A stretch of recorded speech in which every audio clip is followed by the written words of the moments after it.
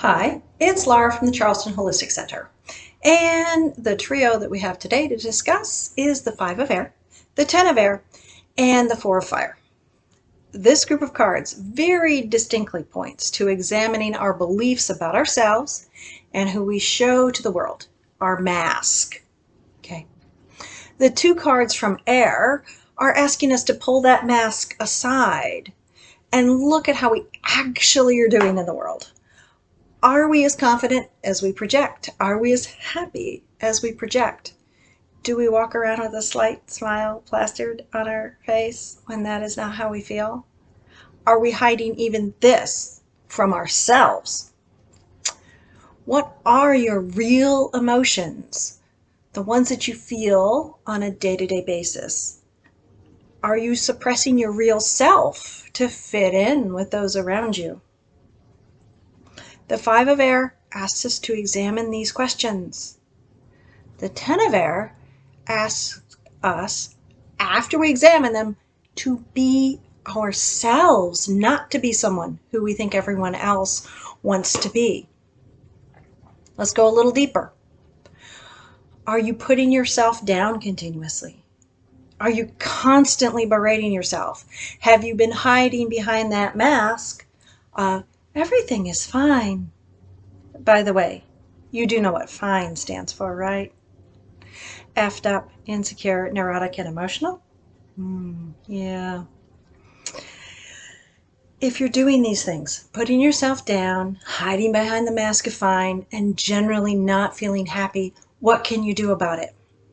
This is where the Four of Fire comes into play. The Four of Fire is about discipline, disciplined action. So what are we going to do and become disciplined about?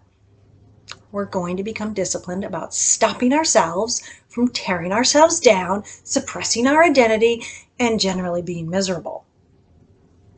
What do I mean by stopping ourselves? This is a discipline, a practice of mindfulness. Yes, we're back to mindfulness. But hey, this is all part of growing. Only through mindfulness can we grow spiritually, emotionally, mentally. Okay. So what does this look like? Every time you start down one of these pathways, tearing yourself down, as soon as you can, this is very important, as soon as you can, catch yourself. So this means examining your thoughts, your emotions, and your behaviors all the time. This is mindfulness. It takes discipline. You say, oh, I'm not very disciplined. Well, start now. The more you practice, the better you get. In this case, the more you catch yourself before you harm yourself mentally and emotionally, the better you feel.